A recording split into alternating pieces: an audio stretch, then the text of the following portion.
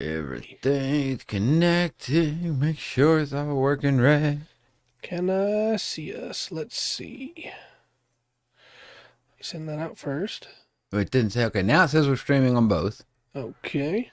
That almost happens simultaneously. That never happens. That's weird. All right, everything looks good through here. I see us. Okay. And I hear us. All right. I'm sending out the rest of the notifications. All right. Hey, Dark. As I live and breathe. Glad you are here.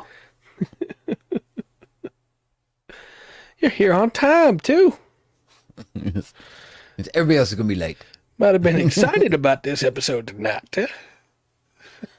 I don't know. I think that was pretty cool. We talk about that on Tuesdays, Dark. Well, on Tuesdays. I don't know. Whatever. We finished We finished episode 10. episode 10. Okay. Yeah. Yeah. 9 and 10. Yes. I don't know. Hey, well, Hey, Will. I don't know. it's okay so far. Yeah. Yeah. I'll just say this, it hasn't grabbed me yet. It's interesting. It's just a teaser. I'll probably say this again tomorrow. It's interesting to see where, like, these images and idea with, like, his influences, Yeah. they come through pretty strong. Yeah. I don't think... Rungren? Leave me alone. It's not my fault. Doing the best I can. No, for sure. He doesn't hide them very well. No. But I do have a pre-show topic for you. Okay. Yeah, I get that. Yeah. I get Yeah. that. The kids seem a little bit better. Yeah. I'll give it that. Odolo all the way. Love him. So your pre-show topic for tonight is a really interesting one. Okay. I've found myself falling down the rabbit hole of listening to YouTube channels where people talk about RPG horror stories. Yeah. While I am doing other things. Okay. Like while I'm doing back-end stuff, while I'm adding tags to stuff or making thumbnails, you know? Yeah. And I listened to one, and I'm not going to say the name of the OP or even of the channel that gave it, because I don't want people to go hunt this guy down. But this idea is what I thought would make a really interesting pre-show topic. The guy was talking about how his DM playing 5th edition Dungeons & Dragons, I understand, had decided to run 3 games all at once on different nights of the week. Okay. That all tied into each other. Okay. Which is a cool idea, right? Yeah. People's, decisions affect others, except some of them are in different times. Okay. And are playing each other's ancestors' descendants. Yeah, I wouldn't run all that way at the same time, depending on what happens to one of the characters.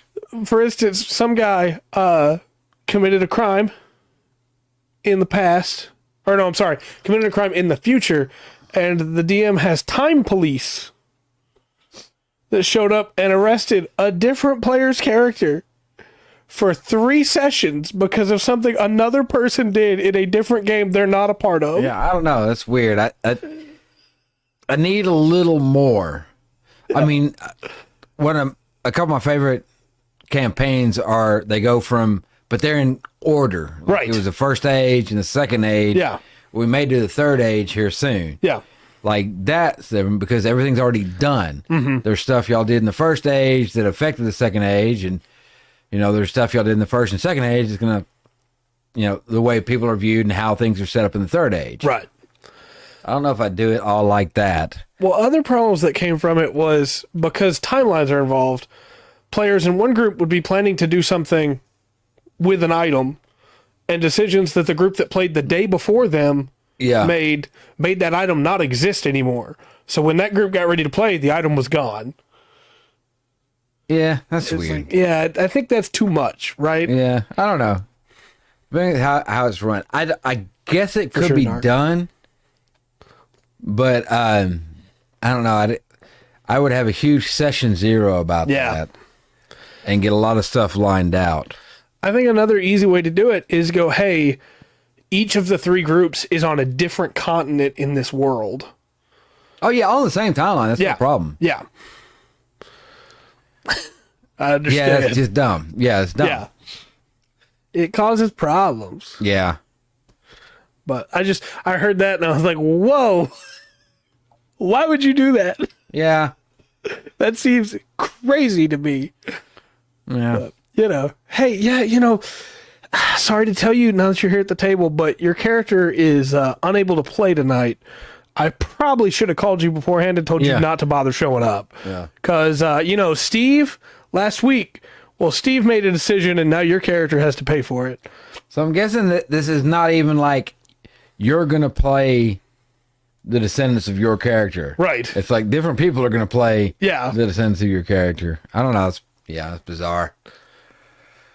No. Yeah. That's going a little overboard. Like I said, that would take an intense session 0. Mm-hmm. So like all, and I don't know. Yeah. Look, the only place that kind of stuff works is Gravity Falls. All right. Right. I agree. I think, just personal opinion, I think pulling up these pre-show topics from TTRPG horror stories has worked out really well so far because it's the 3rd one we've done. Mm-hmm. And they always seem to make interesting discussion. Yeah. Yeah, I agree, Dark. Going to the person who did the crime, not their ancestor. Yeah, right? Yeah. Yeah. There's all kinds of issues wrong with it. Like I said, that would be a very intensive session 0 so people understood exactly, how things worked. I was making a thumbnail when I got to that point where they mentioned the time police arresting a different player's character, and I was resizing my own face and just had to stop for a second and be like, what is he doing? Yeah. So, not the best idea. Anyway, I had this perfectly before we started, and I bumped it or something. I don't know. You never know me to break up my own system over here, do you? Sure. So, let's get started. I understand, Faith, but we're glad that you're listening. You protect people? Yeah. Yeah. It is. Yeah. I think the DM had an idea, and that's the players are people, but they have their own ideas, and they're gonna go. They're gonna go their own way, whether you like it or not. What was the word? You kind of backed yourself into a corner. I guess it was said in certain ways doing that. Nah, that's a dumb idea. I don't like it. All right. Well, hello and welcome to another exciting episode of the Full Spectrum TTRPG podcast. My name is Trey. I'm Rungren. And this is episode 99. Yeah. We got some stuff to talk about. Yeah. We're talking about some Japanese mythology. Yeah. So we're going to jump into Japanese mythology. We did Brazil last week. Looking, within as much as we could. Brazil wasn't always Brazil, and there's lots of right. As we pointed out before, there's lots of folklore, mythology, urban legends everywhere. I do have a couple of urban legends. I don't think I had any urban legends last week. We do have a couple in here. Yeah. To let them talk about. Japan's weird. Uh-huh. And I mean that in the best way. One, maybe because it's kind of isolated. Yeah. In a way. And it was, oh man, I'm going to get my, I had these notes. To clarify, when we say weird, we don't mean it the way that it's often done in commercials of like Japan's weird. Yeah, no. But there's their mythology. Like looking around, there is some mythology that's crossover in Japan, but not as much as in other places. Yeah. It's because I guess the migration in Japan happened so much earlier. Right. Then there was none, and then so much later. Yeah. Anyway, Oh, fair enough. Thank you. I subscribe to the opinion that everybody's weird, like every Yeah. place. Yeah. That we're just all weird in slightly different ways that make us just as weird as each other. But I do think, like I said, because of which it doesn't seem to affect the British Isles. Yeah. You know, like it does Japan. Japan's isolation of them for so long seems to lock down their folklore. Mm-hmm. I feel like in a weird way, it reminds me a lot of Celtic mythology. They're very different mythologies, but we want to believe it's something and not just a coincidence. Yeah. Like we have to believe it's a creature. So we're going to make a creature that it is. Yeah. Yeah. Yeah. We'll try to explain it the best we can. I don't know. Like I said, there is a difference between mythology, folklore, legend, and it's just subtle when it's there. So I got a list together like I did last week. I got some good notes. I don't know why I deleted that. Please go ahead. Well, but I had Japanese mythology pre-typed, chat, so that I could just put the name of the creature afterwards, and I just deleted it immediately for no reason. Hey, welcome back, Will. I underestimate the sneakiness. Sometimes Will gets out here and I miss him going. He's a rogue. A rogue element. The Ryu, the dragons. Yeah. We're gonna kind of. I'm not getting into that tonight. Okay. I think because the dragons probably could be their own podcast, right? And I think they need some stuff. They're much different than the European dragon. Yeah, the Eastern dragon, the Western dragon are two different. They're both dragons, but they're just two different kind of things behind them. Like Japanese dragon has the stomach of a clam. Yep. Where did that come from? And a fish can become a dragon. Yeah, and the head of a camel. Yep. Anyway, I don't know. The stomach of a clam really caught me up. So I'm like, how is that a? I like it though. Like in a weird way, that's a cool way to describe it. Well, the only thing, like anything can go in there and it's got it. Yeah, I guess. Yeah, see that. But it's weird because like what we said when we say follow your heart. Yeah. You know, a lot of old stuff we look at that's been translated over, it'll say follow your heart, and it'll be they're not saying heart, they're actually saying stomach. Right. Follow your gut. Trust your gut. Yeah. That all those emotions that we put with heart. Anyway, we're way off subject. I don't know if we're going to put the Kirin in there or not. We'll have to wait and see. I have not seen the list. He offered me to see the list ahead of time. I said, no, it's more fun if I don't know. So I get to be surprised along with you, chat. Yes. It's like the inverse of when we used to cover the books. Yeah. I like it. So, no, there's few in here, and I'm going to miss some. There's no way not to. But I did.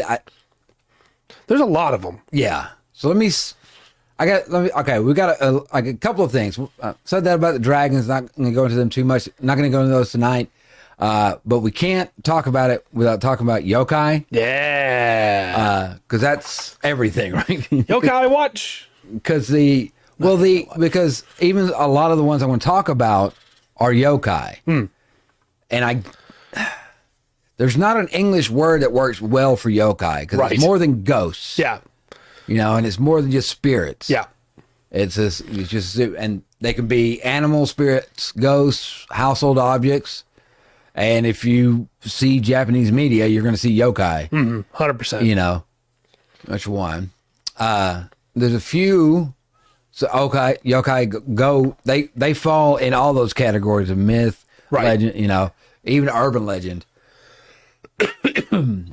Got a couple of yokai that are kind of well known. And once again, please forgive my white tongue. I got one that's called the Nihon on Mekurabi. Okay. Nihon. No. That's a separate. Right. Yeah. And then space Mekurabe. URABE. Yes. Yes. Mekurabe. Yeah. So now that translates to this translates to Japan's ice competition in English, or I'll put it in the chat. Okay. Yeah. Yeah, I'll pull the chat up on my phone and type it in the chat. Okay, because I've got another name, Nihon no Futukushi Onna, which means the two-mouthed woman of Japan in English. Okay. She is said to be a woman who has a second mouth hidden on the back of her head, or a second face split vertically in the middle of her head. Okay, so the first one you're going to find easily by going to Mekurabe. The one mouth, yes. And you said the next one is Futakuchi Onna. Futa Kuchi. Futakuchi Onna. Yeah, you got it? Okay. Now, according to legend, the shokai was born from a woman who was so miserly and stingy that she refused to share any food with her husband. Oh, yeah. As a punishment for her greed, a second mouth grew on the back of her head, which demands its own food. The shokai is often depicted as a gross, two-faced woman with sharp teeth and a long tongue. Right. She is said to be able to eat twice as much as a normal person, but also requires the double amount of food. Mm-hmm. So, part of what we're covering with this is how we would run them in a TTRPG session, right? Yeah. You mentioned Mekurabe. That is the head of a gashadokuro that has come off. Okay. So, I think I would probably run that as somebody has killed a gashadokuro, and now the head has come loose and is wreaking havoc, and you have to put the head down. It's weaker than the gashadokuro was. Right. But, gashadokuro being a gigantic skeleton, and I love him so. Yeah, I did forget the hyphen. I'm sorry. Thank you. Yes. Sorry, there's a space or a hyphen there. Mm-hmm. Yeah. But Futakuchi Onna, I think I would run this as like a deceitful boss. Like the party interacts with her and thinks she's a regular NPC. Oh, yeah. Mm-hmm. There's just little hints that she eats a lot. And then... Why do you hold that biscuit to the back of your head? That is so strange. What is it? Mouths appearing in weird places. Yeah. I think that's like a humanity thing, though. Because, I mean, you look at Huitzilopochtli, who has mouths in his armpits. And yeah. Yeah. Mawile, that's true. Mawile, the Pokemon with the gigantic mouth in the back of his head. And it was originally just supposed to be female only. It could have been based on Futakuchi Onna. It wouldn't surprise me. There's a Japanese folktale about a giant woman known as Yuki Onna. Okay. Which means snow woman. Yeah. Yuki-Onna. Yeah, Yuki Onna. Yeah. And she's often depicted as beautiful, tall woman with long black hair and wearing a white kimono. According to the legend, she appears during snowstorms or in the dead of winter and is associated with death and cold. I love Yuki Onna's. My eyes, mommy. In some versions of the folktale, Yuki Onna is a vengeful spirit who preys on travelers caught in the snow. She is said to be able to freeze people to death with her icy breath, or lead them astray until they become lost and succumb to the cold. Though, in others, she is a more benevolent figure who helps lost travelers by leading them to shelter or giving them warm clothes. Now, this one is actually, Yuki Onna has been adapted in a lot of different film, anime, manga. She's so good in Nardition no Mago. She's so good. Looking these up, this was the only one that was stated that had the thing that she is one of the most famous and iconic figures in Japanese folklore. Yeah. And actually, that actually came up. I'm just saying, Surara Oikawa, Frostlass. great character. Frostlass is definitely... Actually, now that I think about it, a lot of Pokemon are based on yokai. Because Frostlass is definitely based on Pokemon are yokai. Well, that's true. They gotta be. She's Ghost Ice, so she's definitely... Frostlass, definitely based on Yuki Onna. I would 100% also run this as an encounter where it seems like an NPC. The stereotypical tale of this is the Yuki Onna running an inn in the mountains in the snow. And the traveler comes to the inn to get respite, and instead is killed by the, Yuki Onna. Yeah, they got to be. I think I'd run in the snowy mountains, run a town and like a inn, like you were saying. Mm-hmm. And like the town is terrorized by this thing. Right. And the inn is like, she will help travelers get to the inn to safety. Yeah. Where she can eat them. Yeah. No, sometimes she's benevolent. Yeah, sometimes she's benevolent. That's what true. I'm saying. Yeah, you tick her off, she'll eat you. Okay. this is a good urban legend here. That's true. Even the Dex entry references it. Kuchisake Onna. This is one I know pretty well. Slit-mouthed woman. Yeah. Yes. It's a well-known urban legend for Japan. According to the legend, Kuchisake Onna is a vengeful spirit or a yokai who appears as a beautiful woman wearing a surgical mask to cover her face. She is said to carry a large pair of scissors or a knife and preys on children and young men. The legend states that Kuchisake Onna approaches her victims and asks them if she is beautiful. Mm-hmm. If they answer yes, she removes her mask to reveal a terrifyingly grotesque smile that extends from ear to ear, resembling a slit mouth. She then asks her victim again if they think she's beautiful. If she says no, she kills them with her scissors or knife. If they say yes, she cuts their face to give them a mouth like hers. You want to know how I got these scars? right into Kuchisake Onna. She's been another one who's been in Japanese horror movies. Mm-hmm. This one actually has an origin date with it around the 70s or 1970s, 1980s. And there are variations on the legends that have spread out through Asia and into Western countries. This urban legend has kind of gone out around the world. Yeah, there's a theory that ran along with it when I mentioned last week that I did a dissertation on the night parade of 100 demons or 1,000 demons for my high school diploma for one of my last essays there. I'm rambling, sorry. There's a really documented theory that this might have originally been a serial killer. Yeah. That was killing children, and in an effort to make her seem less horrifying, they made it where she was killing everybody in the stories. Yeah, got you. I don't know. Maybe. Could be, or it could be a yokai. It could be. Could be a yokai. Apparently, they're all over Japan. That's all I'm saying. Yep. There's yokai everywhere. Okay. Here we go. Hachishaku-sama. Okay. Hachishaku-sama. All word. One word. Hachishaku-sama. Yeah. There's another Japanese urban legend. Yeah. And the name means 8 feet tall. She is said to be tall, lanky, extremely long arms and legs. She preys on young children and can mimic the voice of a child's loved one or friend to lure them into her grasp. Yeah, there was very recently a popular game that had a character based off lady. Hachishaku Onna. Or Hachisaku-sama. Yeah. You're thinking of her. You can see her in your head. Yeah, Lady Dimitrescu. Yeah, Lady Dimitrescu from Resident Evil 8, Resident Evil Village. Yep. Yeah. Look, all I'm saying is I really like Striga from Castlevania. Yeah, anyway. I understand. And the... okay. I'm sorry. We didn't say for the last couple how we would run them. We got excited talking about the yokai. Yeah, sorry. How would you run the slit-mouth woman and the tall yokai woman? Because I think you run the slit-mouth woman as straight up a serial killer. Yeah.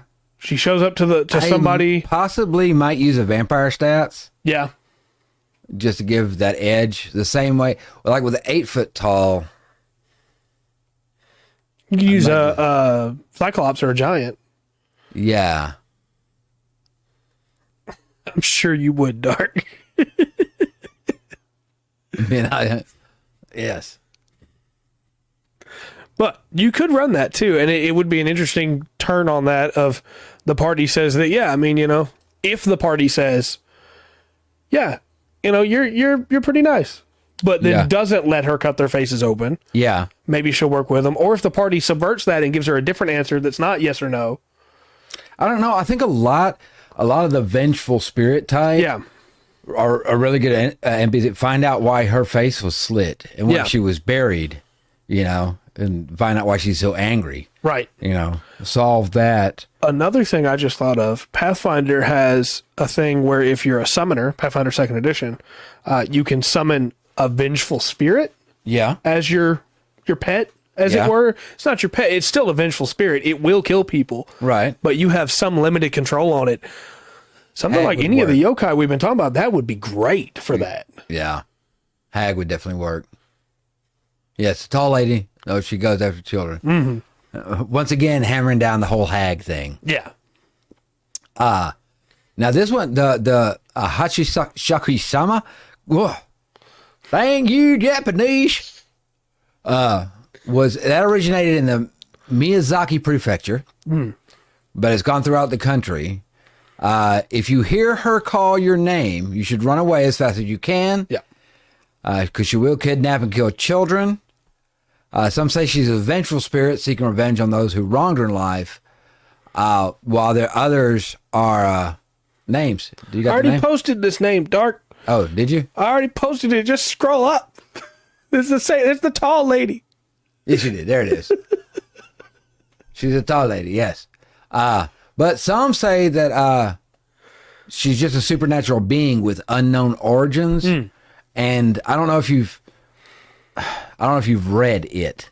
I've not read this one, no. No, read the book It. Sorry. Oh, yeah. Okay. Stephen King's It.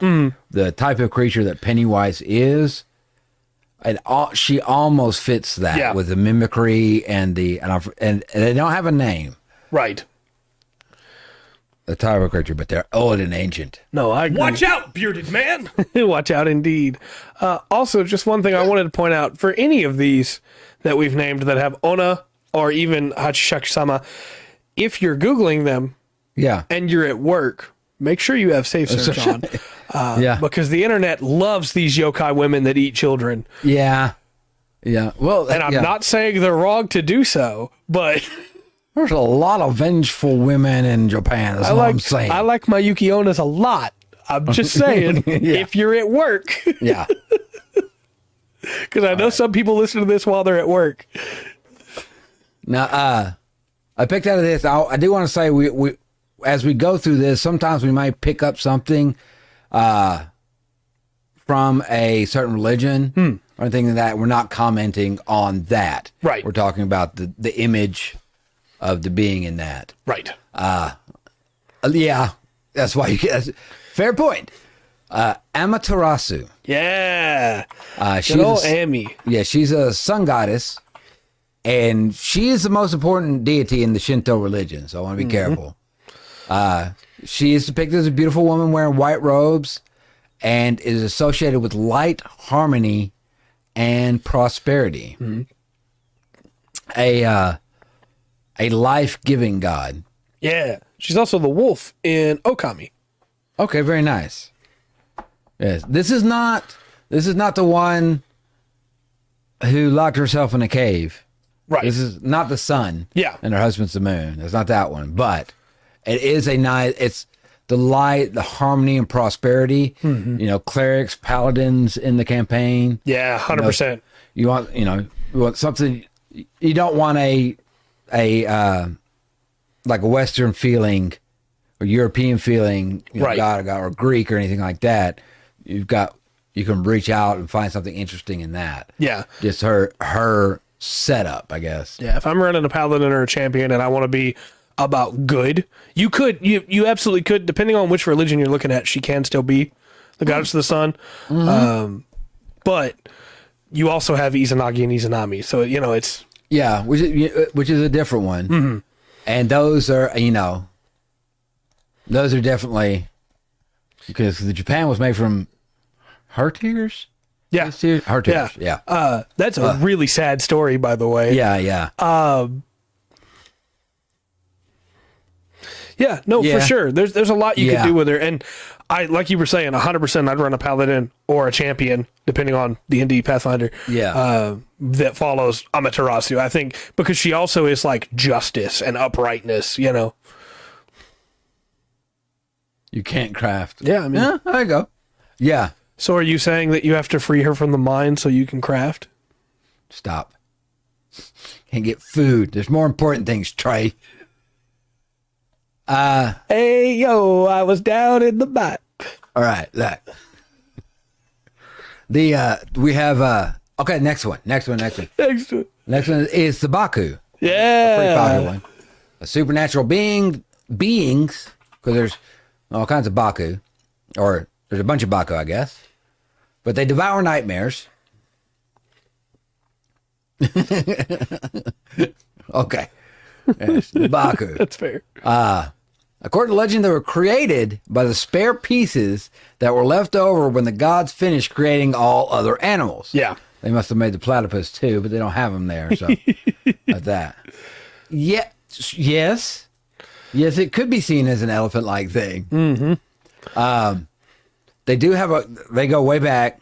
You'll see them in art and folklore a lot. Mm-hmm. And of course, they're in manga and anime. Well, and these are special because they're not just in Japanese mythology. No. They are also in Indian mythology. Well, in modern Japanese term, Baku is two meanings. Mm-hmm. It does talk about the dream-devouring creature, but also talks about the Malayan tapir. Yeah. That looks, the Pokemon, yes. Yeah, Drowsy is indeed based on the Baku. Yes, we have another Pokemon. Isn't it, correct me if I'm wrong, but isn't it nicer in Indian and Malaysian mythology? Not sure. It may not be. Because in Japanese mythology, nightmares. Yeah, it's nice. Yeah, but it still wants to eat your dreams. Yeah, but it only eats the bad ones, right? But since they found the Japan, Japanese were the Malay, they knew about the Malayan tapir. That actually changed the way. Yeah, the Baku looked a little bit. No, it's not Baki. It's not Grappler Baki. Although Grappler Baki is the only anime character I've ever seen that does one finger side push-ups. So if he wants to eat your nightmares, I don't think you can stop him. Okay. Well. All right. I got another one. I got to find one for you. Okay. Susanoo.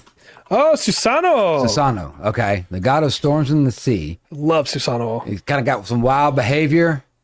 Big muscular man with a long beard. Yeah. And messy hair. Susanoo no Mikoto. You could tell he's a wild man. He's got a beard. Mm-hmm. What's that? I love his story so much. The idea of he came down to Earth. I don't mean to be stealing from what you're going to be talking about here. He came down to Earth and was visiting at a village, and they gave him good wine. Yeah. And he was having a good time. Watch out, bearded man. Watch out, indeed. But then they fed the village chief's daughter to the Orochi to keep it away from the village. The dragon, yeah. Yeah. And he killed it. Yeah, and he was like, no, that's not cool. They just gave me nice wine. I'm going to go kill this dragon. No. 9 heads. No, they're going to. They're all worried about it. Yeah, that's right. Don't that's right. give it. Yeah, I'm going to marry her. Yeah. I go kill this thing, then I get to marry her, right? He also set the field on fire. That's what in the process of it, and then found a super sick sword inside its belly. Yeah. Kusanagi, the grass cutter. Yeah. On that big old crazy looking guy. Yeah, exactly. You can't eat her. You shall not pass. Yeah. It was really interesting when in the middle of that fight, Gandalf showed up and slammed his staff down, and the Orochi, all 9 heads, just reeled back. Yeah. Giving the other guy the chance to strike, right? I just want Gandalf in I need to get a cut of that scene and make it a transparency and just put Gandalf in other scenes. There you go. That would be great. Where was I? Okay. How would you run him? I don't know. I think you have kind of 2 options because of the way his story, he's got the stories about him goes. Okay, that's the main one about the dragon. Yeah. Japanese mythology. Hello, Ono Wendigos. Glad you're here. I don't know. I think 2 options. One, I'd run him as like a Poseidon type figure, something like that. Yeah. As the god, storm god. Storm god. And it's one. I do. As an avatar, I think I'd make him like this big, hairy, messy looking Goliath, Gandalfkin. Gandalfkin. Make him like Goliath. I don't know what I would. I don't think I'd have the party fight him. I think because Susanoo is well known for like coming down to earth and leaving his godly powers like sealed inside a stone. Yeah. So that he can just be a person, so that he has a threat. Yeah. Because otherwise the fight's no fun if he's not threatened. So I would have him like show up. Maybe the party runs into him, or they're fighting something and he's already fighting it, and they get to work with him for a little bit, and then he's like, "Hey, actually, I'm a god. See ya." Yeah. I'm out. It's my trump card. Gandalf, pillar of Japanese mythology. Yeah. But what about Tsukuyomi? Oh, Tsukuyomi! God of the Moon.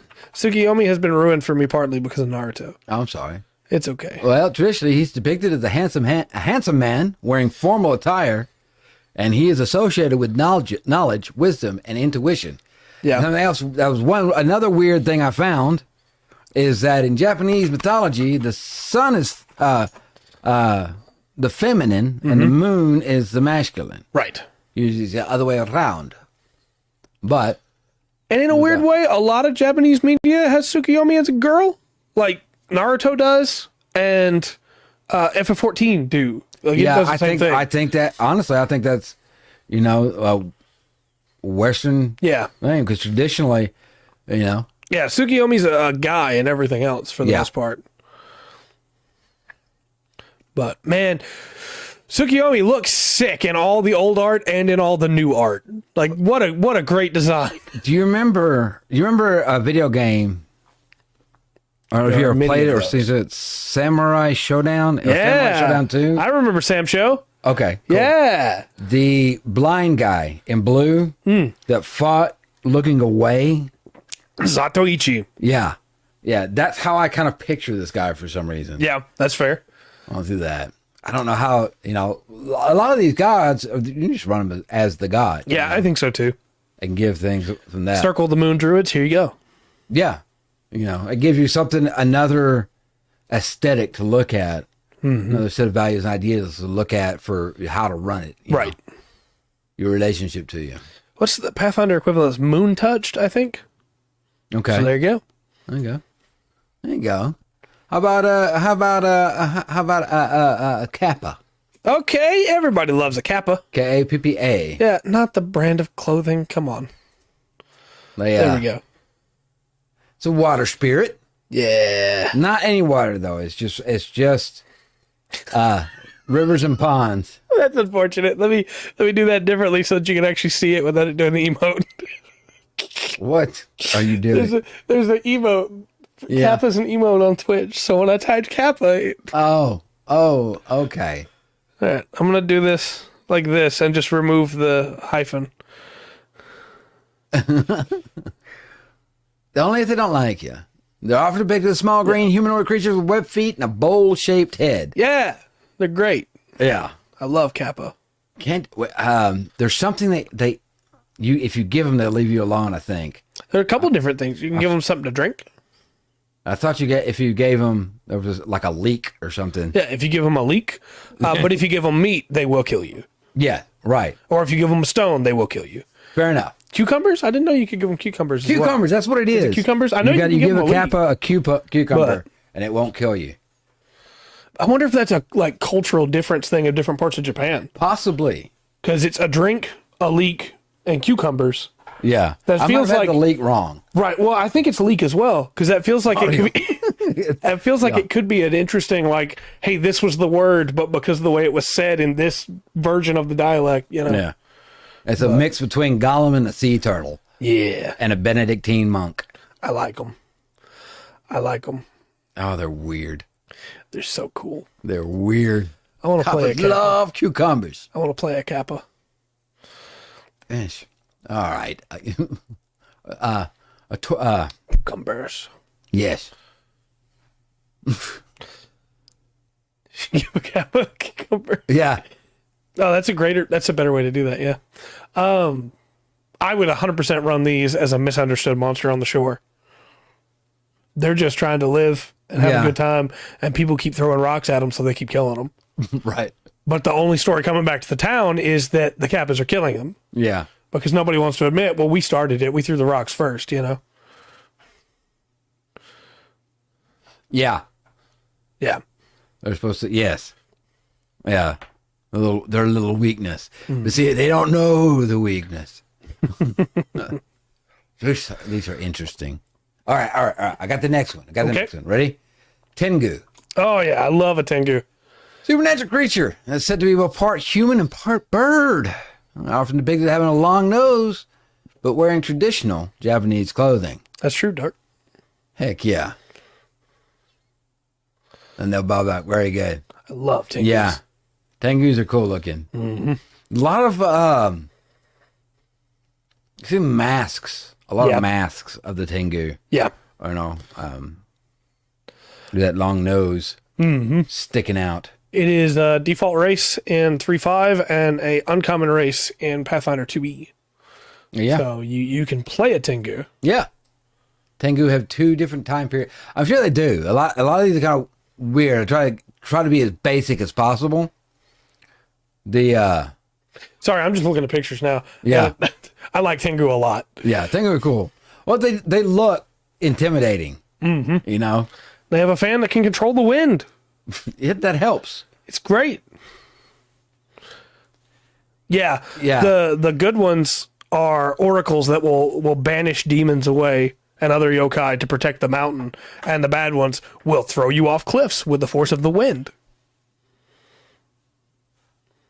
Yeah. Not evil, but fairly mean. Okay. Or just fly up, grab you by the shoulders, and throw you off a cliff. Yeah. Maybe for the fun of it, they'll use the wind to help you get down faster. Right. All right. What about a kitsune? Okay. The mythical fox that have magical powers. It's interesting to me that you had these back to back because I think I would run them the exact same way. Yes. Yeah. Okay. I love kitsune. Please go ahead and Oh, get through. I know you got some stuff written down there. Multiple-tailed fox. I think everybody here would want one as a pet, even though they are mischievous. Yeah.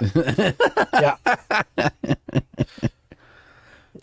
Fans. When they get old enough that they grow 9 tails, then they can take on a human form. Well, I wanted a kitsune until I don't know how I feel about it after that rock cracked because of the... Look, that's special, though. That's Hagoromo Kitsune, right? Like, that's Tamama no Mai. She's special. But I don't know, but she's bigger than a fox, too, isn't She's she? the oldest Kitsune. Yeah, so I don't know. I don't want to make that mistake. Yeah, the more tails they have, the stronger they are, for sure.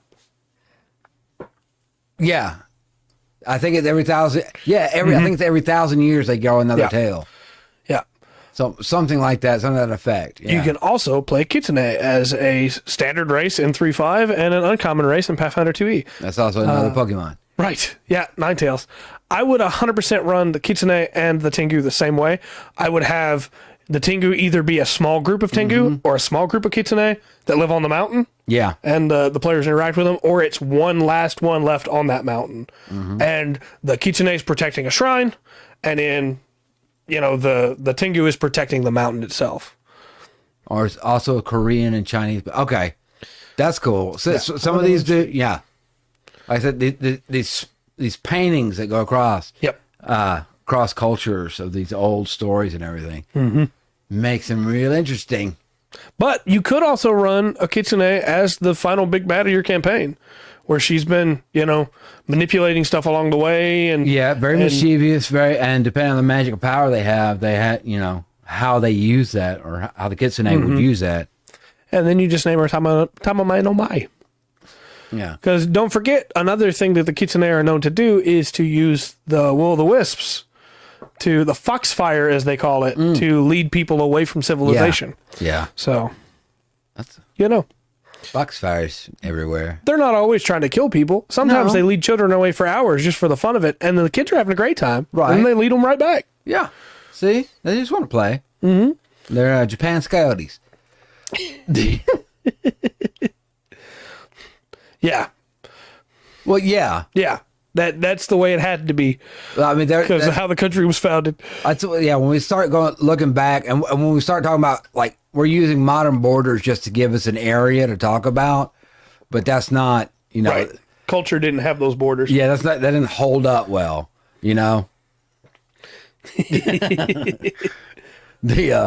All right, here's a cool one. Okay. Here's a cool one. The Oni. Oh, I have to talk about that. I love Oni.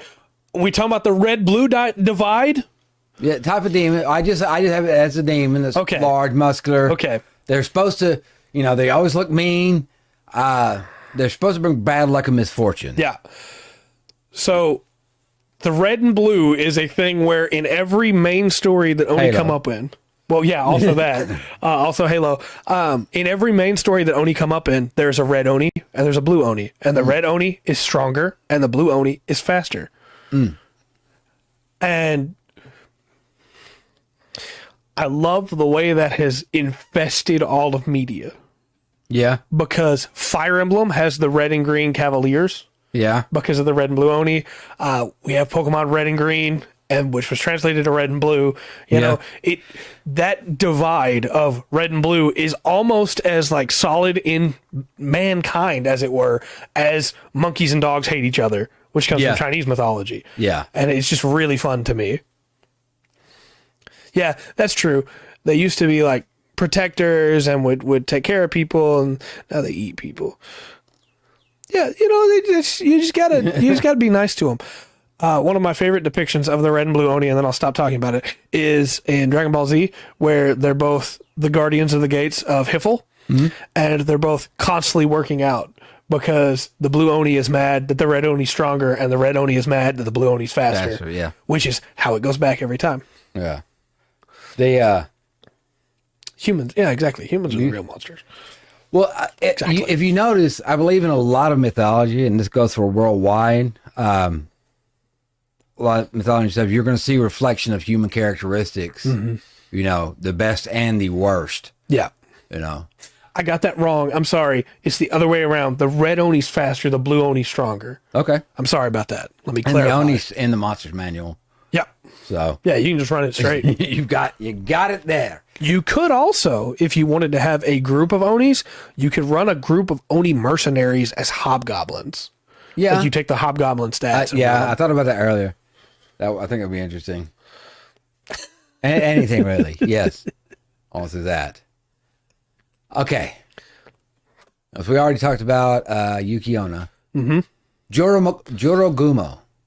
That's exactly right. Yeah, Yorogumo. Yes. Jorogumo is so cool. It's the giant spider. It is. Spider spirit. Yeah. Beautiful woman. She transforms a beautiful woman to lure men to their doom. She's depicted as a woman with spider legs.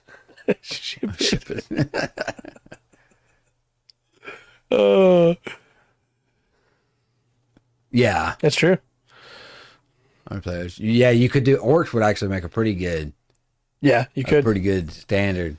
There's also, let me make sure I got this right, but what? I think. What are you checking? Yeah, that's right. There's the male variant of the Jorogumo as well, the Tsuchigumo. Oh, like okay, I got you. What is that? The incubus and the succubus? Basically, yes. The Tsuchigumo, when it's in its spider form, has like giant bull horns. And the Jorogumo, when it's in spider form, has the upper half of a woman. This is a tale that's in a lot of mythologies too. The spirit or the beautiful person that's not, who you think they are. Right. And if you don't see through it, you're dead. Yeah. See the trap. I'm also going to put in Tsuchigumo in case people want to look that up. Everything Oniguro. Nice. No, and I think that's the best way to run them too, right? Like spider monsters that... I think so. They pretend to be people, they take on human form, and then suddenly, bam! Yeah. I think, what was her name? Loth. Yeah. For the drow. Yeah. For Loth, the DD for sure. side, will be able to run. Just split it. Yeah, and you could take a Drider and use its stat blocks as well. Look, what there is in anime about is there's a lot. And look, all I'm saying is Monster Musume has Arachnia, who is, the Spider Woman. Yeah. And she's best girl. Fight me. This is the interesting one. I like this one. Kentaro. The folk hero. He's got superhuman strength. Depicted as a young boy wearing a red bib and carrying an axe. Now, last week, Last week we were talking about a guy with a red hat and a cane. Yeah. That's running around. This guy, Kintaro, he's got a red bib. Okay, I spelled it wrong. I was like, why is it not coming up? And then I will. Okay, yeah. All right. This is new to me. This one is? Yeah, this one's just a tail. Yeah, if you Google Kintaro with an E, you're gonna get Kintaro Miura. Rest in peace from with 2 L's. Berserk. I think it's 2 L's at the beginning. Yeah. LLOTH for Loth. Loth. Yeah, you should see like a chubby kid wearing a bib, almost naked, with an axe. But he's supposed to have like feats of strength. Yeah, he seems cool. There's also to be confused with Kintaro from Mortal Kombat, it seems like. Yeah. Who's spelled the same way. Even when I put Mythology, people just really like Kintaro from Mortal Kombat, who is a character that I always forget about. So yeah, I didn't think people liked him that much, but funny. Like it. All right. Look, all I'm saying is I'm a leg guy, and spiders have a bunch of legs. So there you go. True. There you go. Problem solved. You got it. Kintaro. I don't know. This is just a normal guy, but you got to make it. You got to give him like 18, 20 strength, something like that. Yeah, 100%. No, that's Momotaro is the one that came from the peach. No, yeah, I do believe I've got that one on here. Trey is a bard, yes. Yeah. They are. Why do I see this guy carrying a fish around without a head? That was one of his, I believe that's one of his feats. Okay. Cutting off the head of the fish with one strike. Okay. And there was a couple others. A little, Why is he suplexing a tanuki? Yeah, he's got superhuman strength. He's Hercules, man. All right. Yeah, I mean, I'm here for it. Just saying. Just in adolescent form. He's fighting a rabbit. He got the skills, okay? Look, man, you do you. You go for it. If you want to suplex mythological creatures, you go for it. That's how I would have the party find him, too. He would be suplexing a boar or something. Right. You see this little chubby kid with his axe laying against a tree. Bam! You hear the bone break in the neck of the boar. See, he slams it, and it lays there twitching. And the party goes, hey, I don't want to make this guy mad. Yeah. Wipes off his little pudgy fingers on his red bib, goes gets his axe, turns to the party and asks if they're ready to eat. Yep. That's 100% how you introduce him. Well, I had to put these two in here, okay? Okay. Raijin. Oh, God of Thunder. Raijin. Raijin. With his drums. Yeah. And Fujin. All right. With his large, with his, the crazy looking bearded man with his large bag of wind. Yeah.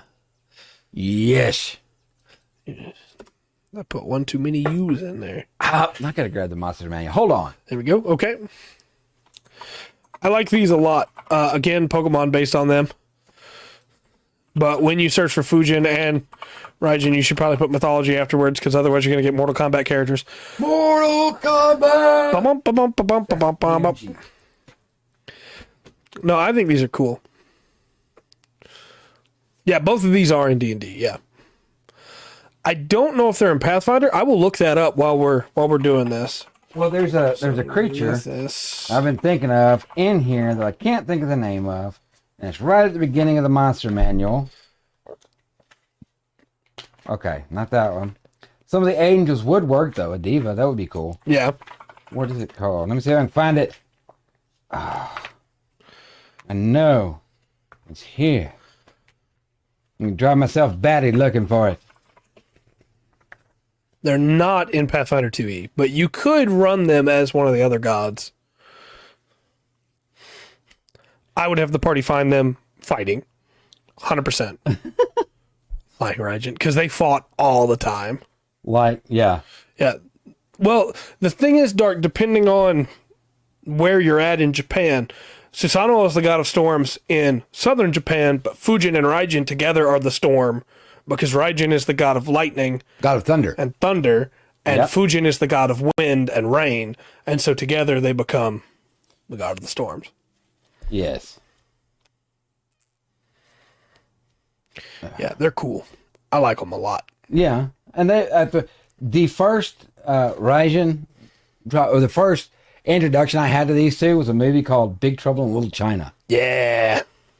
I had those, and I was like, oh, those guys are awesome. Mm-hmm.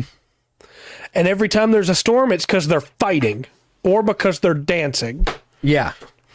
They did a lot of stuff, Dark. Same thing. They did a lot of stuff. At one point, they stole the moon. Yeah. So Fujin and Raijin have a gourd that can hold anything. Yeah.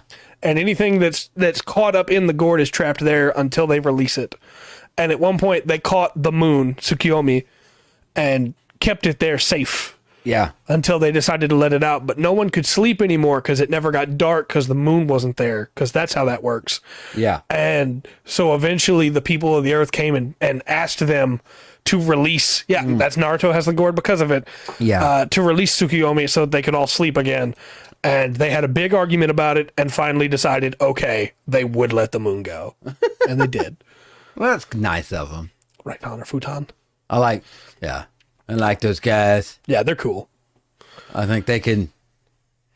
Anyone of the gods you can play as a god, though. I also picture like bringing in their avatar. Yeah. As a monk of some kind, you know? Yeah, 100%. Like an elemental monk. Two brothers. Two elemental monk Yeah. brothers. Yeah. Yeah. That when they're fighting each other, when they're not. At one point, they stole the world's sense of smell. They stole the concept of being able to smell. Yeah. Just for the fun of it. I love them. This was got mentioned a while ago. Momotaro. Yeah. The folk hero, the guy, the boy born from a peach. Mm-hmm.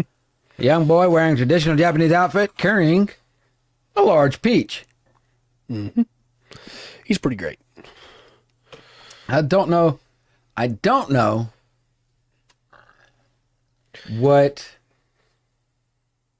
I would do with him. I think I would have him kind of like Kinchiro or Kintaro and Susanoo. I would have him be like somebody almost larger than life that the party meets. Yeah. And along with him would be a dog, a monkey, and a pheasant. Okay. Because those were the ones that he was able to tame and have them go with him. Yeah. And if Onis are your bad guy, Momotaro is like handling a section of, you run into him and he goes, hey, I'll take the ones on this side of the mountain. Y'all go over there. Yeah. And he does. He handles them no problem.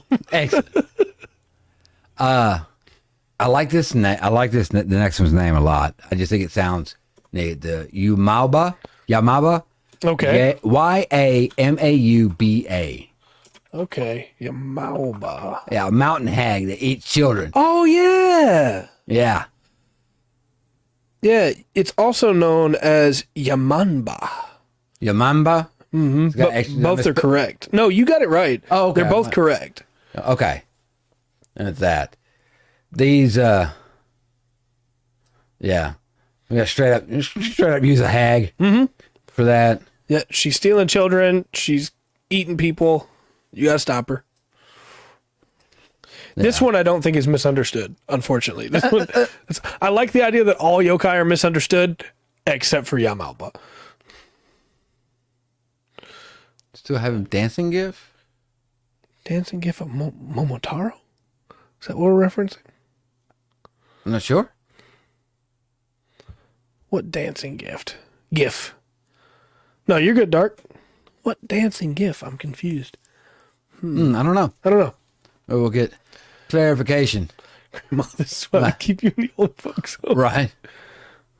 And now I'm wondering how this. I know what Will's talking about. Sorry, Momotaros. Yeah, the GIF of Momotaros dancing. Because as he's brought up, I completely forgot to mention this. Yeah, they do. Kamen Rider Den-O has Momotaros and I'm wording really poorly here. The rest of the team of Imagines are all based on the rest of the team. The dog, the pheasant, and the monkey. Even though in that situation it's a turtle, a bear, and a dragon. But they're still based on that idea. I wonder if, there was a tradition, I don't know exactly where it was or how widespread it was, of like when the old woman was left, the old grandma, when she was getting old towards the end, you took her in the mountain and left her. Yeah. And I'm wondering if people saw this crazy old woman's been out in that woods for about a week to maybe longer. Could be. Wandering around out there.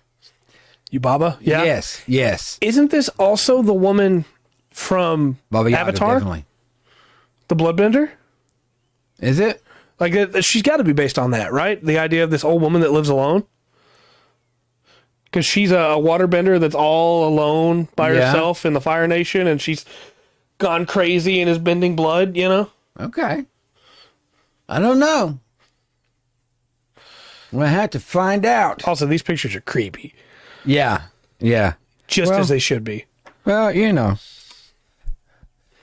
And I do wonder about these ones that, because we're going to run across stuff where, it seems like those are everywhere. Yeah. The big one being dragons or vampires. We can talk about that. Yeah. But child eating old ladies seem to be one, like was pointed out. Yeah. Yeah. I agree. Like maybe they're not grannies. Maybe they do eat children. Maybe that's a specific type of race. Yeah, could be. That was living underground. Could be. See, I dropped my phone. There we go. Sorry. Yeah, sorry about that. What I was thinking was, like Sandlot, where they're terrified of the woman in her yard. Okay. What if it's like that, where actually she's a really nice lady, but the stories have just conflated to... I'll do it the other way. She seems like a real nice lady, She has weekly tea for everybody down at the church. The children go missing. She eats them. Yes. Dancing Momotaro stays. I understand.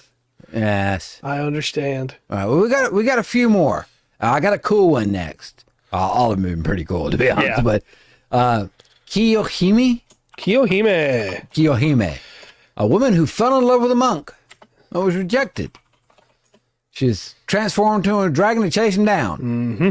And she's often depicted as a woman with a dragon's tail. I love some of the images of this one. Yeah, she's great. Yeah. She's great. I like Kiyohime a lot. Yeah. I wonder why she was rejected.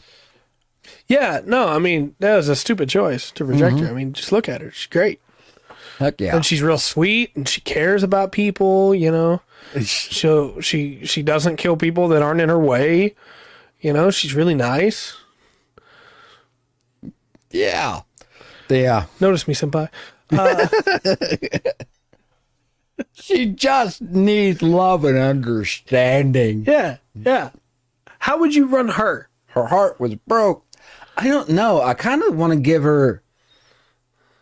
it's a snake thing. I kind of want to give her a little Medusa twist. Yeah. And have her have... petrifying is a good power. Yeah. And after you kill her, Pegasus jumps up from her corpse. Yeah. Do that. No, I think there's, a 20th level Yuan Ti. Yeah. Would be picture perfect. Yeah, I agree. For that, you can go off. But I think, I don't know. I think she's cool. I think the story is rather into just, it's a classic tale of heartbreak. Yeah. Woman, girl meets boy. Boy rejects girl. She turns into a dragon and chases him. We shall see. Ono Wendigo's Waverly requested the Japanese mythology episode. So. Yeah. Wow. And thanks for requesting it, because it's been a lot of fun so far. It has been. All right. I got a few more. Okay. This one I really like, and I would almost do this as running. Like, hey, I want one person. This is a campaign for one person. Okay. You'll see why. Okay. Urashima Taro. Yeah, Urashima Taro. The fisherman who was granted immortality by a sea turtle. Yeah, I love this story. I was wearing traditional Japanese outfit and always carrying a fishing rod. Mm-hmm. Did you get through the whole story on this one? He catches the turtle, releases him, right? Mm-hmm. And the turtle grants his request for because it made me think of another story. The long neck lady. I don't think we have yet. I don't know if she's on the list or not. We're not going to be covering all of them today for sure, because there's just so many. We'll probably come back and do another episode on Japanese mythology at some point. I think Yes. You do have it? Okay. Yes. Yeah. Okay. Yeah, he releases the turtle, and the turtle takes him to the Ryugu Kingdom to meet the King of the Sea underwater. And he has a great time down there. He falls in love with the King of the Sea's daughter, and they're great and wonderful, but he starts to miss home.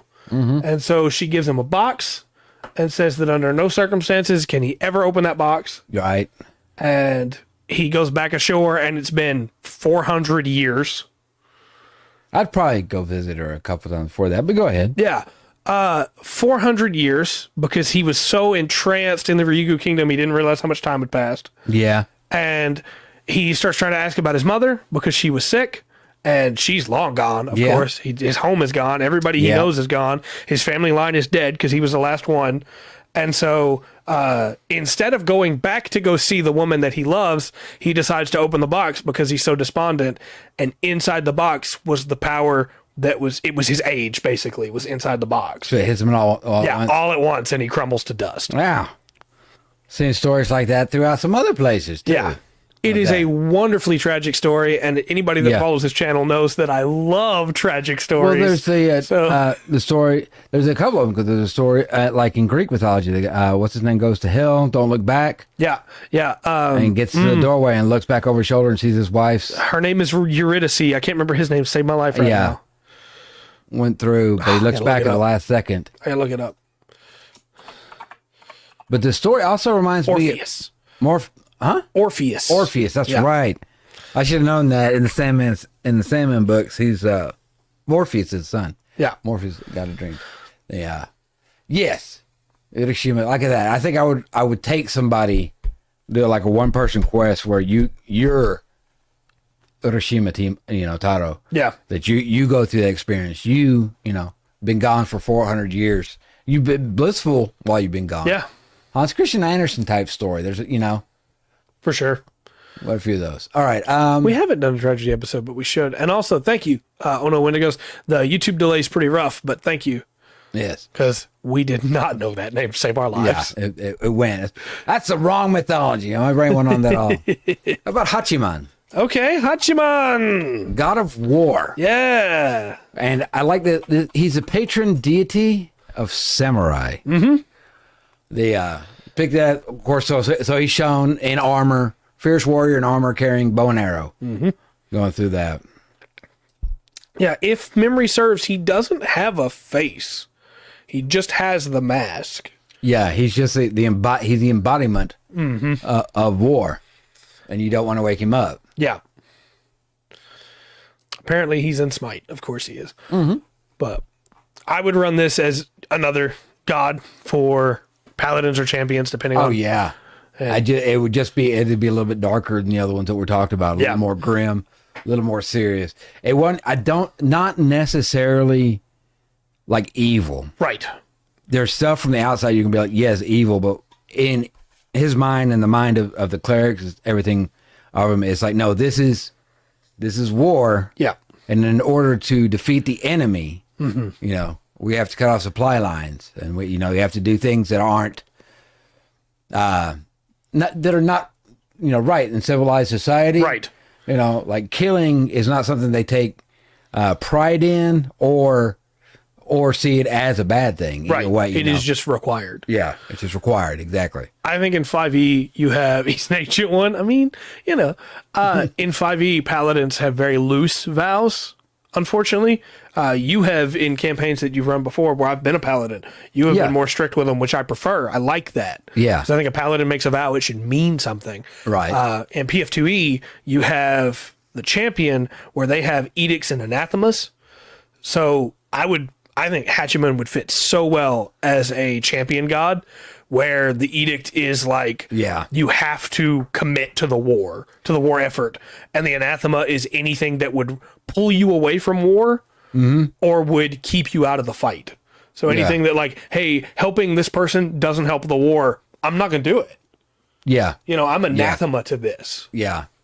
Also, that kind of comes up when you talk about Athena and like having these other gods. It kind of goes to the heart of why I want to do this because there's stories all around the world and they don't get told. Yeah, that's right. You know, the stuff gets picked up, some more popular than others. Mm-hmm. But the actual stories and the living and life of people around the world, a lot of times those stories don't get told. Yeah. The stories that they hear when they're little, you know, the beliefs they have or the folklore they may have. That's kind of one of the reasons why I do this. Yeah. Because I think a story would be great where you have like Hachiman and Ares and Mars, you know. Yeah. The three of them are like meet up.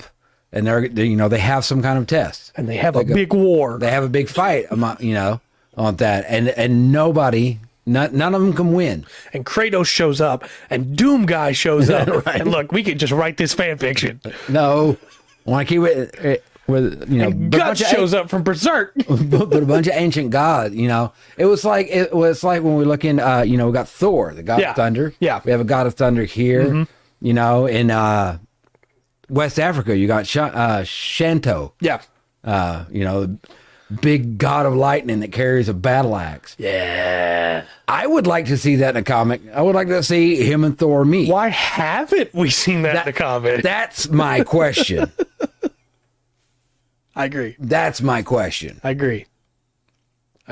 Why hasn't that been made a TV show yet? Or a movie? Yeah, 100%. 100%. Yeah. Oh my gosh. All right. So that was Hachiman. Yeah. Okuninushi. Okuninushi. I like this. I like this one. A deity of medicine. Yeah. And magic. A kind of compassionate man who's associated with healing. A perfect Eastern example for like a life cleric, right? Yeah. Yeah. And I like some of the way, because there's certain aspects, if he shows up to you, you're not gonna think he's beneficial, right, until he does the thing. I mean, like the giant snake variant. Yeah. Or the guy that shows up with a giant halberd. Yeah. And I think in the snake, this may be from anime or something. Look, because a lot of these are used. Yeah, you know? 100%. But I think they either got to bite you, like the venom's healing. Yeah. And or maybe got to hit you, something like that.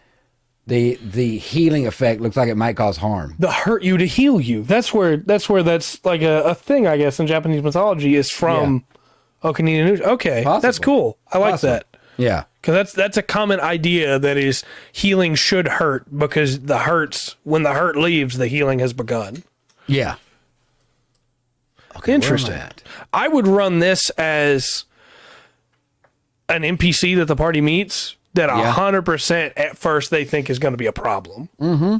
And then winds up being super helpful. And any cleric of theirs, like their healing hand of the fist. Yeah. You know? Well, and there's a fun feature you can take, a feat in Pathfinder 2e called Risky Surgery. Yeah. Which is where, hey, if an ally is real bad hurt or unconscious, you can hurt them to heal them. Yeah. So you have a chance to do like 1d8 damage, but you could heal for as much as like 3d8. Okay. And that might be just enough to get them back on their feet, you know? Well, surgery is its own weird thing anyway. You're destroying to heal as is. That's true. Okay, so that was Okuninushi. Okuninushi. Nani? All right. Kuzunoha.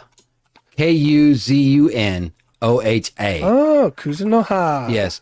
Yes. Another fox spirit be able to form into a beautiful woman, depicted as a woman with fox ears and tail. Yep. Yes. That she's a fox. Dark, this one's for you. Right. I'll do that. I like this one. This one didn't. I didn't find it like malevolent. Yeah. It was more elusive. Want to be left alone. I believe Kuzunoha is a shrine guardian fox to a shrine that's been discarded. It's been a long time since I've studied this story, but I think that's the gist of it. And she just wants to be left alone. Yeah. She just wants the temple to be fine. She's not malevolent. She's not even benevolent. Yeah. You know? If you come to her temple, she might let you stay there, or she might try to run you off by giving you nightmares. Right. But she just wants to be at peace. Yes.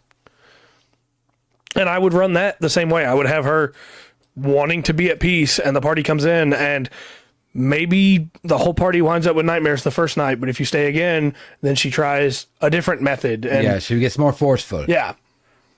Eventually, you may have to fight her, but if you just leave, she'll leave you alone. On the first night, you wake up with a fox staring at you as you sleep. Right. It's the second time I've dropped my phone. Don't do that. Okay. All right. Let's move on. I got another one. Okay. Kaguya Hime. Okay. Kaguya. Kaguya Hime? Yeah, dash Hime. Okay. Yeah. The bamboo princess. Right. She was born from a bamboo tree. Mm-hmm. Princess Kaguya. Once again, she's depicted as a beautiful woman. And wearing the traditional Japanese outfit. Mm-hmm. Also been ruined for me by Naruto. Okay. Well, No, I like Kaguya. Isn't there the other anime that holds the girl? She got the bamboo in her mouth. Yeah, there's a few different anime that, like, Tale of Princess Kaguya is the one I think you're thinking of. Yeah. But Sailor Moon is also based on the story. Okay. Well, that should have got some attention there. Yeah, Kaguya is pretty great. I like her story a lot. It also is a tragedy in some ways. Mm-hmm. So, as we said, Wendigos brought it up. At some point, I should do like my top 10 tragedies, but I do adore tragedies. Yeah. And I want people in real life to be happy, but in fiction, I don't mind if they're not. Right. And so, like, this is beautiful, this story of, you've heard the story, I believe, but Yeah. I know it roughly. just the idea of, hey, she has to go and he won't believe her. And so she just leaves and goes to the moon and they never get to see each other again. Yeah. And he Also- thinks he's been rejected. Yeah. It's also why there's rabbits on the moon in Japanese mythology. Okay. Because she had rabbits with her. All right. She needed something to chase. Yeah. She got up there. Okay. How would you run her? I'm trying to. Would you do that like Urashmitaro or like Momotaro? I think I would do her. I would run her. No, I think I would run her as like I would have her as a werefox, Okay. Yeah. and something that maybe no, not a werefox. Sorry, that was one before. Kitsune? No, No. Right. I would run her as a druid. Okay. Yeah. Yeah, Circle the moon. play- Moon touched. yeah, into plants, born plants, especially the bamboo. She would have certain things like this one. I could get detail with, like she could speak with plants would be automatic Yeah, for her if she's yeah. talking to bamboo. Maybe she's an NPC. The party's got to get somewhere. Possibly, Get her to the palace. I think I would have her not so much. Yeah. Yeah, not so much like she's a protector of the forest, but she would be protector of like this certain grove. Yeah. This is her grove. It's where she was born. It's hers to protect. She nurtures it. She, every day she's out there in it type thing. Yeah. In a weird way, you can play as her in Samurai Warriors.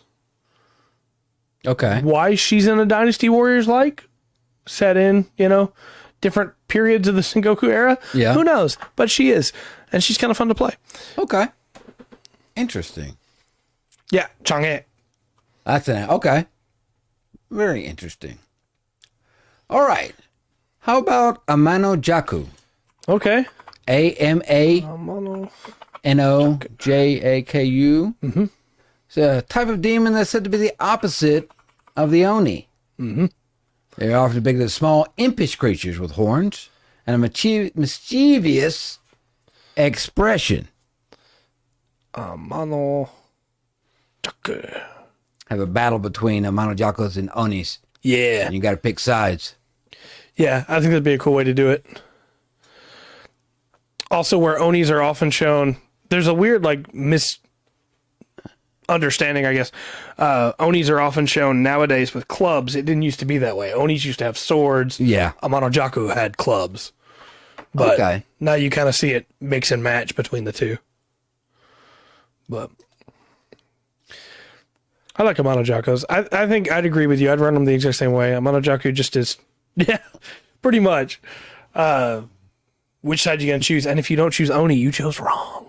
Right. Well, these could be definitely. I think I would use these definitely because they're. I think that I would almost use them in a campaign, possibly if I wasn't doing the only thing, but like Gremlins almost. Yeah. Like they did something. Always, the wagon wheel came off. Yeah. And thought you secured it. You know, things like that they're messing with. Also, just one last thing to bring up on them, I suppose. When angered, they can get really big. But when they calm down, they get really small. So I would make it where if you're fighting them and they get really big and you use calm emotions on them and it works, they get really small again. Yeah, there you go. All right. Again, another type of yokai we're going to talk about. Okay. Roku Rokubi. Rokubi. Type of yokai. Yeah. Extremely long neck that can stretch like a rubber band. Mm-hmm. Often depicted as beautiful women during the day, but at night their necks extend to prey on unsuspecting victims. Yep. Oh, I spelled it wrong. I put a J at the end. I'm so sorry. It's an I. I'm so sorry. That is my wrong? fat fingers over here. Wrong dotted letter. You've only got 2 and you picked the wrong one. Mm-hmm. There we go. Now it's fixed. No, I like this a lot. There is it's a really funny episode of like Kamen Rider, I think it's V3, that has a monster that's a Rokuro Kubi, and it like wraps around a guy and then just looks at it and goes, hey. Okay. I have the meme on my computer. Yes, the long neck lady. The long neck lady, yes. Vampire with reach. Mm-hmm. To attack with a bite. Yep, that's 100% how I would run her. That, or I guess you could like skin her as a Nagaji from Pathfinder because they have the long neck feature. Yeah. But either way. On that, oh my gosh. She just wants somebody to hold her, you know? No. She wants some necking, and that's just too much. Then she'll wrap her neck around you and choke you. Right.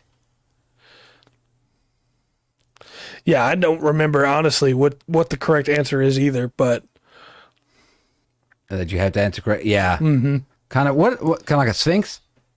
Pretty much, yeah. Straw wishes. Yeah. Yes. Yes. Let me see if I can pull it up real quick. Dokurokubi question. Yeah, so yeah. Strahd's got a Rokurokubi pinup calendar. Right. I don't see it. I'm sorry. It's not on the yokai page. Well, once again, yokai.com, great resource, by the way. We really suggest doing a little more research into this and listen to our dumbasses. We're with the stats. Yeah. They're Mr. Stretch with curves. Mm-hmm. Like, what about a Nue?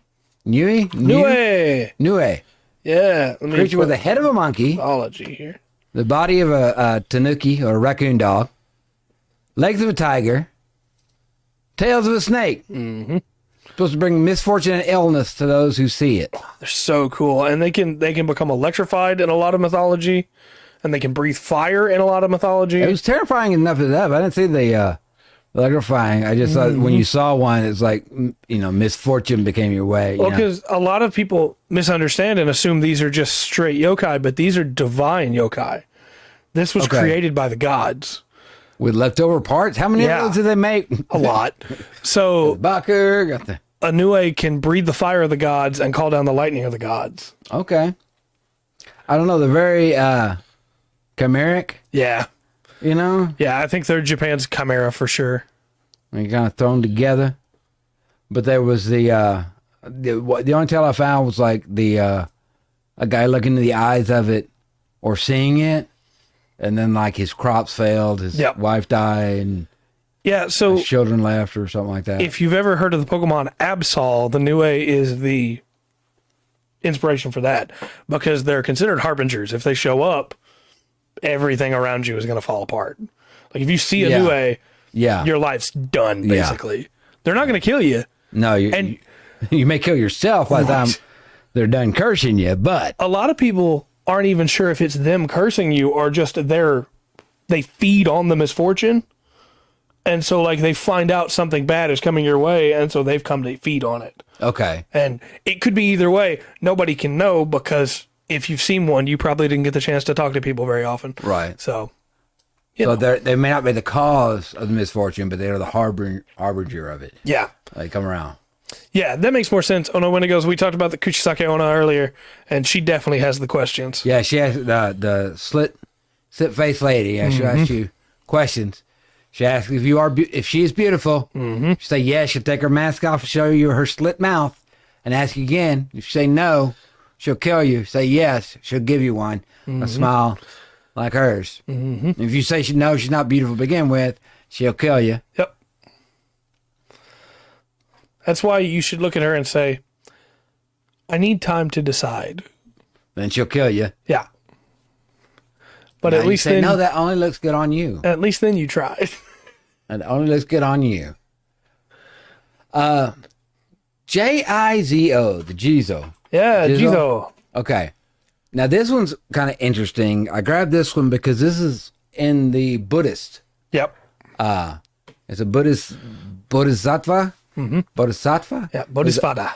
Yeah. That is depicted as a small childlike figure wearing a red bib. Mm-hmm. Associated with compassion, and he's believed to protect children and travelers. Mm-hmm. Yeah, Jesus statues are very popular. Well, they remind me of use Candy Crush on her. That's funny. They remind me of the little spirits in Princess Mononoke. Yeah, the tree spirits. Yeah, I pictured them kind of these. They didn't have red bibs, but right. Oh, and it's funny because the Kodama are yokai as well.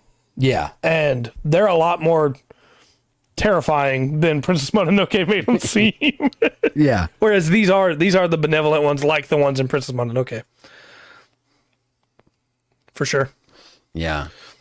Go with another small childlike figure having supernatural powers, but looking like a baby. I think I would use both this and the Nue in the same campaign. Yeah? I would have, if the players run into a Nue, yeah, and even if they don't find it, I would have their rolls start to have like penalties. Okay. And then if they can find a Jizo statue, then I would give their bonuses back. Okay. As long as they have the Jizo statue with them or at their home base or whatever, it's protecting them from the misfortune. And then maybe eventually the Nue comes to hunt them down because they haven't been able to feed on their misfortune yet. Yeah. And they have to fight it. Yeah. That would be a good one. Yeah. Mm-hmm. These are little, protective shrines that are set up right at Buddhist monasteries. There are some really interesting stories that have come from the Jizo that you don't really get to hear very often because, again, the Jizo it's also a religious icon. So it's not thought well of when it happens, but there's a thing in Japanese mythology called a Tsukumogami, which is where an item has been cared for long enough that it becomes a yokai. Yeah. And there are a couple stories of Jizo statues becoming Tsukumogami. Yeah. And it's really cool, the idea of like, hey, this little tiny statue just wandering around to protect people. Yeah. I like that a lot. Yeah. But I also understand why, from a religious standpoint, you might not want to say, hey, the Jizo statue came alive and just started walking around. Yeah. Yeah. So. But it's like, is it Shinto using Buddhist statues in the myths or what? Yeah, there's a lot of. Yeah, that gets a little murky. Yeah. So. I don't want to get it too far into that of going through. Yeah. I have one more thing to talk about. We mentioned it, the Ryu, the Japanese dragons. Yeah. That are... Why did I do that? I searched for you, and it just immediately came up with Ryu. Street Fighter, yeah. Yeah. They are, in Japanese mythology, they're not fire-breathing. They're more benevolent than the Western dragons. And also, they're more associated with water. Yeah. And rain. Yeah. More than fire. They are believed to have control over the weather, and they are revered as symbols of power, strength, and good luck. Mm-hmm. Depicted with long serpentine bodies, 4 legs, and clawed feet. Yeah. Curved claws, they have 4.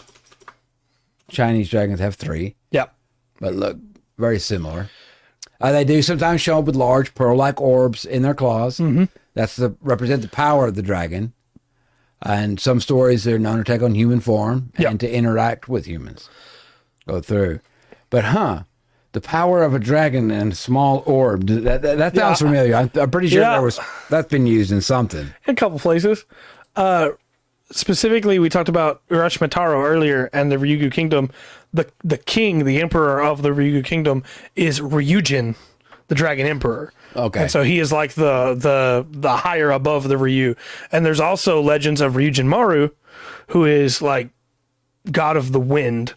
But again, that differs from Fujin, and that is where the Chinese Azulong comes. Okay. The dragon that guards the north wind. Yeah. But that's all I got. I went through. I tried to find someone that would be talked. Some were requested by a couple of various people. Actual like urban legends or myths. Talk about. We didn't really talk about the other creation myth of Izanami and Izanagi. Yeah. Through that, and how that, and she was in a cave. Yeah. He went. They had to trick her with a mirror to get out of it, and all that. And when he couldn't get her out, her tears created the ocean. Yeah. Yeah. It's a lot of tears. And I saw a picture of a lady sitting, like her whole house was flooded, like 3 feet, and she's just sitting there in water, crying. I'm like, the crying's probably not helping. Right, yeah. Just add more water to the pile. There's plenty of water there. This is going through there. We'll still talk about this. Something comes up. Where are we heading next? It's a very good question. We got a lot of options available. I figure we let chat give us some examples they might want to do. Yeah. And while we cover this quick announcement that we have, if they don't have anything, then we can figure something out. All right. Poor lady. Yeah. Poor lady. We do have one quick announcement tonight, which is Darrington Press, the Critical Role publishing group, I guess the way to put it, is publishing a full TTRPG system. They're publishing a couple small board games first, but eventually Daggerheart will be coming out. That is their long form game, and specifically they say it's a fun and fresh update to the fantasy genre, which everybody always says that when they come up with a new system, but it's been built for long-term campaign play and character progression, and that it is engrossing yet light, allowing for complex narratives or concise poetic duels shrouded in mystery. Okay. All right, we'll see what they do. We shall see. They're also doing, where is it? Illuminated Worlds, which is a short form game. Okay. Using a D6 system, and it's designed for shorter arc-driven campaigns and flexible enough to be used with any type of setting. So they have 2 settings coming out, but we don't really know anything about them yet. Right. All right. I mean, we'll take any topics, but mythology is what we're covering right now. We can always write down topics. Yeah, we're looking where we should go, because we've done the first week we actually got requested to do Brazil. Mm-hmm. And so we looked for stuff that was, around the Amazon in that area. Yeah. And then Japan was kind of requested this week. Mm-hmm. We can go, I'll throw a dart at a world map. Will has recommended Norse mythology.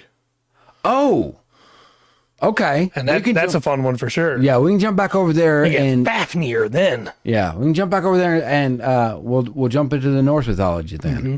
Jump back across the world, and maybe after that one, we'll jump back across the world. See what we can find. Yeah, we're always looking for suggestions because we like to talk about cool stuff. And I agree, Ono Wendigos, I think both of those systems sound like they could be interesting. I just need to see some rules first. Yeah, definitely. But yeah, I'm excited. I think the Brazilian episode was really fun, so hopefully you enjoy that one as well. Yeah, I hope so, and, man, I'm looking forward to... You don't have to use Fafnir if you don't want to, but not the Beyblade, stupid garbage. But... I love Fafnir. No, I want to pull a bunch of. There's a bunch of the Norse mythology. I'm a little more, definitely more familiar with than I would be with the Brazilian. Yeah, there's a lot of stuff on there that was just like, yeah, that was cool. Yeah, there was a couple of them I'd heard of. What was there anything on this list? I know you enjoy Japanese mythology. Mm-hmm. Outside. Pull the list back up here because I have it on my phone through the chat. I think the one that got me the most was probably Oki Nanushi, because it was one that I didn't really know that much about. Yeah, that's always nice. That's cool. I love the theme of beautiful women. Yeah. Beware beautiful women. Kintaro as well, because I didn't know that story at all. Yeah. So seeing him suplex stuff was like, all right. Yeah. Yeah. That would be Slavic, cool. Polynesian, or Yoruba. Ooh. So North, Slavic. Yeah, see, there's so many. Yeah, There's so many. And that's what, in the Brazil episode, I talk about trying to go through, because I started looking, and there's hundreds of tribes in Brazil. Yeah. And trying to get, like, a mythology for each one. Right. You know, it's crazy. But, yeah, there's a lot we'll go through. And I'm sure at some point we're going to hit. I'd love to hit on those. We'll go North. The Slavic would be good. Polynesian would be great. Yeah, Kintaro is great. Angry suplexing baby was great. Yeah. Wonderful. I want to play. My next character needs to be able to suplex stuff. Okay. So we got our suggestion for next week, Norse, and we got 3 suggestions for after that. Yeah. And of the ones after that, I'm really excited. I think for Slavic, just because I like Slavic a lot. Norse, I like a lot too, but I know those fairly well. Yeah. But Polynesian and Yoruba are like Polynesian's gonna be really cool. Yeah, those are big black spots for me that I just don't know. So. Okay. So actually, I'm gonna write these down. 1, 2, 3, 4 in order. I got Norse, and then he put Slavic. Yeah, I think the idea of just going, hey, where are we going, is also cool. I think that could be really fun. Yeah. Polynesian, Yoruba. Mm-hmm. The Native American one I'm looking forward to. But yeah, it's going to be, once again, it's just going to be so barely scratch the surface. Yeah. Of what's there. I know a little bit of Choctaw mythology. Yeah. And just a little bit of Cherokee mythology. Yeah. But not much past that. I know a little bit of the Hopi, a little bit of the Crow. Yeah. Especially, through that. We'll get to talk about the little people under the earth and stuff when we get to that episode. That'll be cool. But there's also somebody has the Thunderbirds. Yeah. Yeah, the Aztecs. Is it the Aztecs? Yeah. I thought it was a North American tribe. Okay. It could be North American too, though, because I'm thinking of, not Thunderbird, I'm thinking of the giant condor. That's what I thought it was. I think they're 2 different things. The one I'm thinking one out towards like California. Yeah, because the Aztecs also had a giant bird that I think was the giant condor. God, but it could be the same, honestly, and just, well, yeah. You know. It's so much. Yeah. Oy. But we're always looking for more suggestions again. So if you want to put them on the YouTube side, if you're watching on the YouTube side later and you're watching the VOD and you're like, hey, I want to see all of these. I want to be able to look them up while they're talking about them and have them ready before they're talking about them. They'll all be in the description, so you can find them there just as soon as I get them put there. All right. Yeah. Yes. Yeah. Yeah. Yeah. We're going to have, we'll be talking about hobbits in there's a few things around the world. We'll have were creatures are going to show up a lot. Little people are going to show up a lot. Vampires, dragons. Can we cover Lilliput? Lilliput? The Lilliputians? From Gulliver's Travels? Yeah. Can we cover Agartha? We're not going to cover... Okay, now you're getting into conspiracy theory and fiction. Let's do this for a while. We can cover fiction later. Like how will we run Lilliput? A village full of brownies, I guess? I don't know. Yeah. The same way I'd run the Smurfs. La, la, la, la, la. All right. Do you have anything coming up? Yeah. Tomorrow we'll be painting, and hopefully the weather is cooperating with me. Then Monday we'll be back with Emo Mondays, Lotro. Yes. Tuesday we'll be back with a regular podcast. Absolutely. Wednesday you'll play whatever's voted on at the end Tuesday of the podcast. night, I'll play something. And next Thursday's our 100th episode of the TTRPG podcast. I slipped up there for a second. Yeah. So please be excited for that. I'm excited. Yes. Yeah. I don't know what we're gonna do. Might pick some like cool lights. Nothing flashing. Right. Nothing flashing. Yeah. We're not gonna. Don't worry. You're okay. Yeah. We're not gonna hurt you. All right. We're only gonna hurt your spirits. I think that's everything I can think of. All right. I've got homework for next week. Yeah. On the Norse gods, and I've got a book on those too, on some stories. I might get a couple stories out of there. Yeah, I love Norse so much. Gunder. I love the idea and the figure and some of the characters that we pull out. Like, what was the babu from Brazilian, the dolphin, dolphin, basically. Yeah, the Boto? Yeah. Boto, yeah. Thank you. Thank you. 3 hour special. 3 hour special. We might go a little bit We're going to cover all of Ragnarok. Oh, gosh. How do you run Ragnarok in a TTRPG setting? You don't. Yeah. In the third act, everything's gone. All right, this player is playing as Thor. It's time for your epic fight with Jormungandr. See you later. You don't get to play anymore. Yeah, right. Next up is Tyr. You ready? All right. You only have one hand now, and now you're dead. See you later. What's interesting about the Norse, one thing I'm looking forward to, and we may talk about it next week, is when I start looking through like mythology, like where at one time, a lot of mythology was a religion. Right. We call it mythology at one time, and a lot of religions have like prophecy. Yeah, absolutely. Of how everything's going to work out. Not the Norse religion. They lose at the end. Right. That would be once we cover all the mythology realm we covered, that would be a fascinating topic to do for a TTRPG episode. How do you incorporate prophecy into your TTRPG? Of like a character, a divination wizard, or the character talks to a fortune teller, It's kind of a cheap way, but that's one of the things that Curse of Strahd does really well.